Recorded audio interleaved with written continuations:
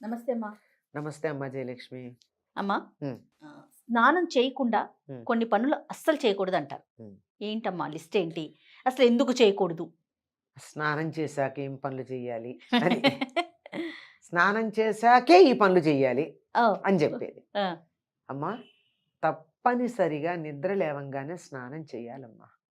నిద్ర లేవంగానే అంటే కొంతమందికి అవకాశం ఉండకపోవచ్చు. ఏమంటే కొంచెం పాచి పనులు చేసుకోవాలి. ముఖ్యంగా ఆడవాళ్ళ దగ్గరికి వచ్చేటప్పటికి పాచి పనులు అవునవును. చేసుకోవాలమ్మా.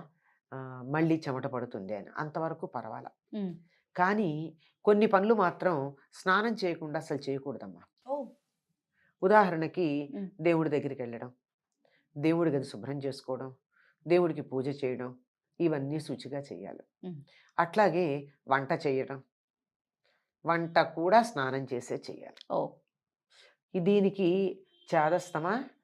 మడిగట్టుకోవాలా? మీరేమిటలా పాతకాలపు వాళ్ళలా మాట్లాడుతున్నారు అని అంటారు.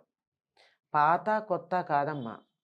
అన్నం నోటితోనే తినాలి అని చెబితే పాతకాలం వాళ్ళు చెప్పినట్టా? కుడి చేత్తోనే తినమని చెప్తే అది చాదస్తమా? అదే కదా! కదా! హ్మ్. అట్లా కొన్ని ఆరోగ్య సూత్రాలను అనుసరించి చేయాల్సింది. ఎందుకు అంటే, ఎందుకు అన్నది ముందర తెలిస్తే, ఏమిటి అన్నది తర్వాత తెలుసుకుంటాం. అవునవును. ఎందుకు స్నానం చేసిన తర్వాతే కొన్ని పనులు చేయాలని చెప్పాము అంటే, ఈ స్నానం ఎప్పుడు స్నానం? ఉదయం ఉదయం స్నానం. స్నానం. సాయంకాలంది కాదు. ఉదయం స్నానం చేసిన తర్వాతే ఎందుకు చేయాలంటామంటే, రాత్రి పడుకున్నటువంటి సమయంలో శరీరంలో నుండి చాలా రకాలైన వ్యర్థాలు వస్తాయి. కారణం ఏమిటంటే, నిద్రపోయేటప్పుడు మన శరీరం చా మన శరీరంలో జీవక్రియ, జీవ ప్రక్రియ, మెటాబాలిక్ యాక్టివిటీ అంటారు. అది చాలా వేగవంతంగా జరుగుతుంది. అంతేకాకుండా శరీరంలో మనకు కనపడనటువంటి లోపల ఉన్న అవయవాలు ఉన్నాయి కదా! హ్మ్. అవన్నీ శుభ్రపడతాయి. అవి శుభ్రపడేటప్పుడు ఏమవుతుందమ్మా, ఇల్లు చిమ్మితే ఏమవుతుంది? ఇల్లు శుభ్రం దుమ్మొస్తుంది. చేసుకుంటే దుమ్ము, చెత్త వస్తుంది. దాన్ని బయటపడేయాలా? అవును. ఈ పనే మనం పొద్దున్నే చేస్తాం. చేస్తాం గదా! మన శరీరంలో ఉండేటటువంటి అన్ని ద్వారాల నుండి, అన్ని రంధ్రాల నుండి వ్యర్థాలొస్తాయి. ఆ! నోరు కడుక్కుంటాం, కళ్ళు కడుక్కుంటాం, ముక్కు కూడా కడుగుతాం. అవును. లేదంటే కనీసం స్నానం చేసేప్పుడన్నా కడుగుతాం. సరే, ఇతర ద్వారాలు తెలుసు. హ్మ్. మలమూత్ర విసర్జనలు అయిపోతాయి. కానీ ఇంకొకటుంది, కంటికి కనపడనిది అత్యధికంగా ఉండేది. స్వేద గ్రంథులు. హ్మ్. ప్రతి రోమకూపంలోనూ ఒక స్వేద గ్రంథి ఉంది. దాంట్లో నుండి అనేకమైనటువంటి వ్యర్థాలు స్వేదం రూపంలో బయటకొస్తాయి. చెమట ప్రతిరోజు కూడా. రూపంలో. ప్రతిరోజు ప్రతి రోమకూపం నుండి వస్తాయి. అందువల్ల ఇదంతా కూడా చికాకుగానే ఉంటుంది. అదంతా శరీరం మీద పెట్టుకుని వంట చేస్తే ఏం బాగుంటుందమ్మా! శుచిగా ఉండి చేయాలని చెప్పారు. ఈ శుచికే మడి లాంటి పదాలు వాడారు. అది చాలా శాస్త్రీయమైనటువంటి పదమే గానీ, నిత్యకృత్యంలో దాన్ని మనం దురర్థంలో వాడుతున్నాం. అవునవును. పొలానికి మడి కట్టారండి అంటే, మడి కట్టడం అంటే ఏంటి? ఏమన్నా మడి బట్ట తెచ్చి కట్టారా? కాదు. నీళ్లు బయటికెళ్ళకుండా ఒక ఒక కట్ట కట్టాం. అడ్డుకట్ట. ఒక ఆ! అడ్డుకట్ట కట్టాం. బయట నుంచి చెత్త లోపలికి రాకుండా అడ్డుకట్ట కట్టాం. బయట ఎక్కువ నీళ్లొచ్చి లోపలికొచ్చి లోపల వేసినటువంటి ఎరువంతా బయటికి పోకుండా అడ్డుకట్ట పాడవకుండా. కట్టాం. ఇట్లా దేనికది ఇటునుంచి అటు, అటునుంచి ఇటు లీక్ అవ్వకుండా ఉండడానికి అవును. కట్టే కట్టకి మడని పేరు. ఆ! అట్లా కట్టుకోనే అర్థంలో వాడి, అది ఇప్పుడేదో చాదస్త పదంలాగా మనం వాడుకుంటున్నాం. అవునవును. కనుక మడి కట్టుకోనవాలి పదం వాడొద్దు. హాయిగా స్నానం చేసి, ఉతికి ఆరేసినటువంటి శుభ్రమైన వస్త్రం కట్టుకొని గనక వంట చేసినట్టయితే ఆరోగ్యకరంగా ఉంటుంది తినేవాళ్ళకి. వండేవాళ్ళకి బావుంటుంది. అసలు స్నానం చేశాక ఎంత హాయిగా ఉంటుందమ్మా! అబ్బా! ఎంత ఒంటి మీదున్న అస్సలు ఆ చెత్తంతా కంఫర్టే పోతుంది. వేరు. ఆ సుఖమే వేరు. అందుకే ఎన్నో సందర్భాల్లో చికాకుగా ఉంటే స్నానం చేయండి అని చెప్తాం. అవును. ఆ విధంగా స్నానం చేసి వంట చేయడం, స్నానం చేసి భోజనం చేయడం చేయాలి. చాలా మంది తినేసిన తర్వాత స్నానం చేస్తారమ్మా. ఫ్రెష్‌గా ఉంటది ఒకేసారి. బయటికి వెళ్ళేవాళ్ళు కొంతమంది ఆ! మొత్తం పనులన్నీ చేసేసుకొని టిఫిన్ అయితే టిఫిను, లంచ్ అయితే లంచ్ వాటెవర్ ఇట్. హ్మ్. అది తినేసిన తర్వాత స్నానం చేసి అప్పుడు బయటికి వెళ్తారు. హ్మ్. అది నిజంగా ఇది అనారోగ్యాలకి, చాలా అనారోగ్యాలకు కారణం అమ్మా. చాలామంది నేను గమనిస్తూ ఉంటాను, నిద్ర లేవంగానే నోట్లో బ్రష్ పెట్టుకుని వంటింట్లోకెళ్ళి హ్మ్. అవును. ఒక స్టవ్ మీద పాలు, ఒక స్టవ్ మీద నీళ్లు పెట్టొచ్చి బ్రష్ చేసుకుంటారు. పూర్తవుతుందప్పుడు. హ్మ్. ఆ తర్వాత కాఫీ తాగి అప్పుడు కుక్కర్లన్నీ పెట్టేసి ఆ తర్వాత కొన్ని పనులు చేస్తారు. అవన్నీ తీసేసి వంటంతా చేసేసి నీట్‌గా చాలా అందంగా టేబుల్ మీద సర్వ్ చేయడానికి నీట్‌గా పెట్టి అప్పుడెళ్ళి స్నానం చేసొస్తారు. ఇది చాలా మందిలో నాకు కనపడుతున్నది. కానీ అది స్నానం చేసి వంట చేసి కావాలి అంటే మళ్ళీ కాళ్ళు, చేతులు, మొహం కడుక్కోండి. వేరే బట్టలు మార్చుకోండి. హ్మ్. అంతే కదా! బయటికెళ్ళాలంటే వేరే బట్టలు వేసుకుంటారు అవునవును. కదా! వేసుకుంటాము. ఈ పనులు చేసేటప్పుడు వేసుకున్న బట్టలు వేసుకోరు కదా!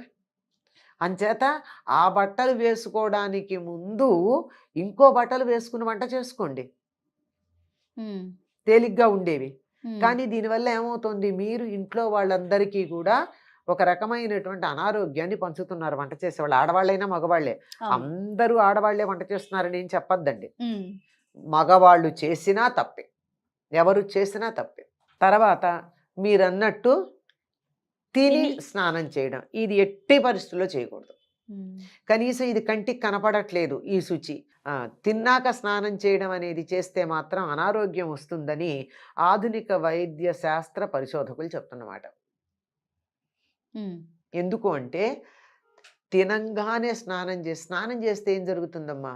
మొత్తం రక్తం అంతా కూడా హాయిగా ప్రవహిస్తుంది. అవును. అందుకే మంచి వేడి నీళ్ళ స్నానం చేయంగానే స్నానం చేసి ఒళ్ళు తుడుచుకున్నాక చెమట పడుతుంది. ఆ! చాలామంది ఫ్యాన్ ఏసుకుంటారు. చాలా తప్పు. జలుబు చేస్తుంది దానివల్ల. స్నానం చేయగానే ఒళ్ళు తుడుచుకుంటూ ఫ్యాన్ ఏసుకుంటారు. వేసవికాలంలో చెమట అవునవును. పడుతోందని. దానివల్ల వెంటనే జలుబు చేసే ప్రమాదం ఉంది. ఓహో! అందువల్ల వేసుకోకూడదు. అంటే లోపల ఉన్న వ్యర్థాలన్నీ బయటకొచ్చేస్తున్నాయన్నమాట. హ్మ్. ఎలా వస్తున్నాయి? ఆ గోరువెచ్చని నీళ్లు పోసుకునేటప్పటికి లోపల ఉన్నటువంటి రక్తనాళాలన్నీ కూడా చక్కగా వ్యాకోచించి, రక్తం బాగా ప్రసరించి, వ్యర్థాలు బయటకొచ్చాయి. ఓకే.